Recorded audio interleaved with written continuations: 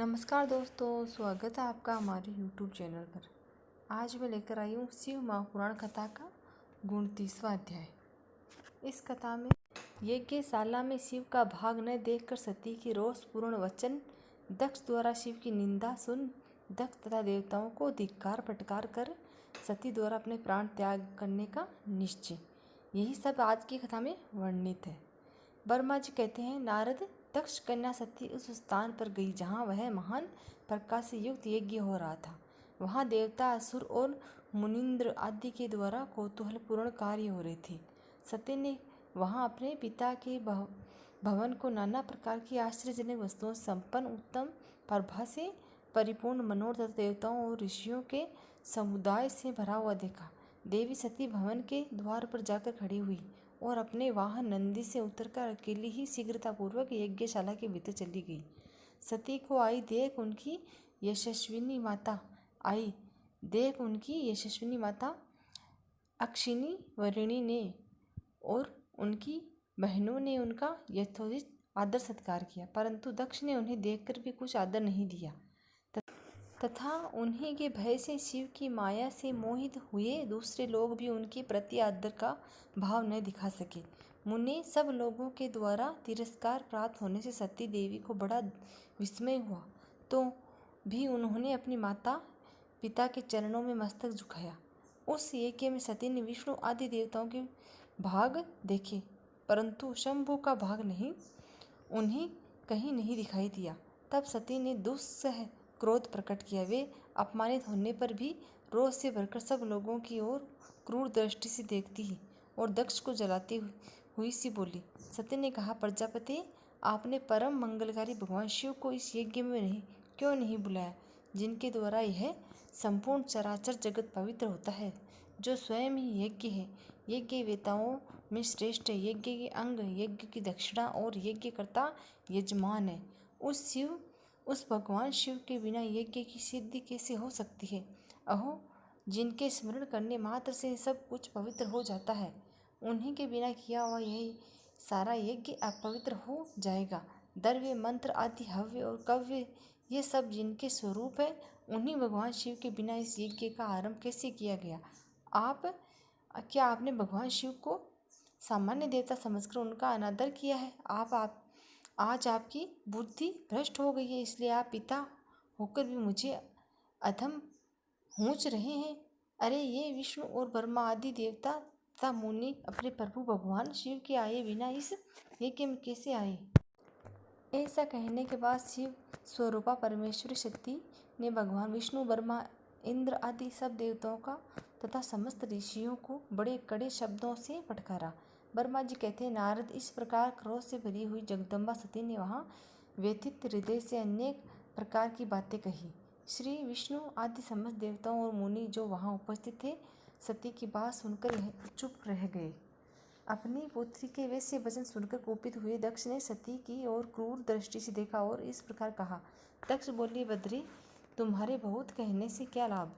इस समय यहाँ तुम्हारा कोई काम नहीं है, तुम जाओ या ठहरो, यह तुम्हारी इच्छा पर निर्भर करता है। तुम यहाँ आई ही क्यों? समस्त विद्वान जानते हैं कि तुम्हारे पति शिव अमंगल रूप है, वे कुलीन भी हैं, वेद से बहिष्कृत हैं और भूतों, प्रेतों तथा विश्वासों से पिशाचों के स्वामी हैं। वे बहुत ही कुवेश धारण किए रहते हैं, इसलिए रुद्र को इस यज्ञ के लिए नहीं बुलाया गया। बेटी, मैं रुद्र को अच्छी तरह जानता हूँ, अतः जानबूझकर ही मैंने देव ऋषियों की सभा में उनको आमंत्रित नहीं किया। रुद्र को शास्त्र के अर्थशास्त्र का ज्ञान नहीं है, उद्दंड और दुरात्मा है। मुझ मूढ़ पापी ने ब्रह्मा जी के कहने से उनके साथ तुम्हारा विवाह कर दिया। अतः सूची स्मिते, तुम क्रोध छोड़कर स्वस्थ शांत हो जाओ। इस यज्ञ में तुम आ ही गई हो तो स्वयं अपना भाग या दहेज ग्रहण करो।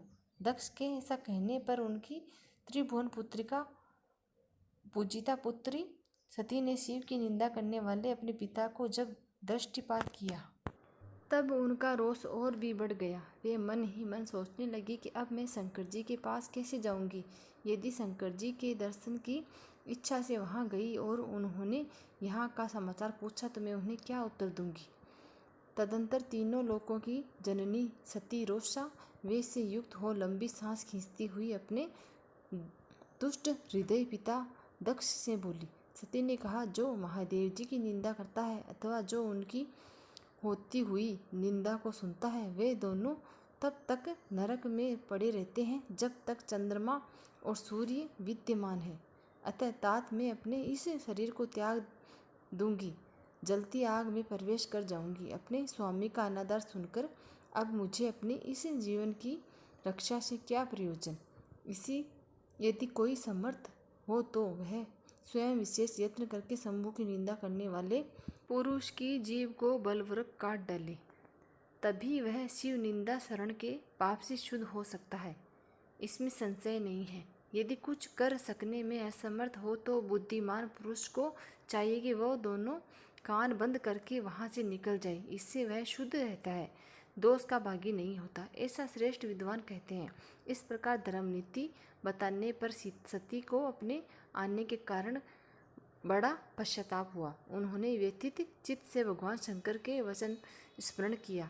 फिर सती अत्यंत कुपित हो दक्ष से, उन विष्णु आदि समस्त देवताओं तथा मुनियों से भी निडर होकर बोली। ओम नमः शिवाय।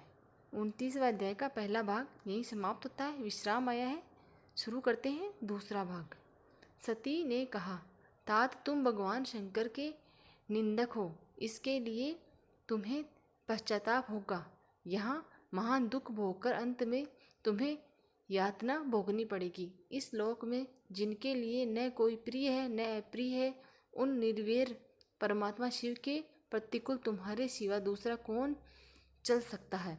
जो दुष्ट लोग हैं वे सदा ईर्ष्यापूर्वक यदि महापुरुषों की निंदा करें तो उनके लिए यह कोई आश्चर्यचकित की बात नहीं है, परंतु जो महात्माओं के चरणों की रज से अपने अज्ञान अंधकार को दूर कर चुके हैं, उन्हें महापुरुषों की निंदा शोभा नहीं देती। जिनका शिव यह 2 अक्षरों का नाम कभी बातचीत के प्रसंग से मनुष्यों की वाणी द्वारा एक बार भी उच्चारित हो जाए तो वह संपूर्ण पाप राशि को शीघ्र ही नष्ट कर देता है। उन्हीं पवित्र कीर्ति वाले निर्मल शिव से तुम द्वेष करते हो। आश्चर्य है, वास्तव में तुम अशिव हो, अमंगल रूप हो। महापुरुषों के मन रूपी मधुकर ब्रह्म नंदमय रस का पान करने की इच्छा से जिनके सर्वथदायक चरण कमलों को निरंतर सेवन किया जा करते हैं, उन्हीं से तुम मूर्खतावश द्रोह करते हो। जिन्हें तुम नाम से शिव और काम से अशिव बताते हो, उन्हें क्या तुम्हारे सिवा दूसरे विद्वान नहीं जानते। ब्रह्मा आदि देवता, सनक आदि न मुनि न था अन्य ज्ञानी क्या उनके स्वरूपों को समझेंगे। उदार बुद्धि भगवान शिव जटा फैलाए कपाल धारण किए शमशान में भूतों के साथ प्रसन्नतापूर्वक रहते हैं तथा भस्म एवं नरमुंडों की माला धारण करते हैं। इस बात को जानकर भी जो मुनि और देवता उनके चरणों से घिरे हुए निर्माल्य को बड़े आदर के साथ अपने मस्तक पर चढ़ाते हैं, इसका क्या कारण है। यही है कि वे भगवान शिव ही साक्षात परमेश्वर है।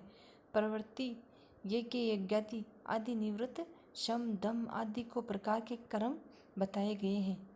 मनीषी पुरुषों को उनका विचार करना चाहिए। वेद में विवेचन पूर्वक उनके रागी और वैरागी 2 प्रकार के अलग अलग अधिकार बताए गए हैं।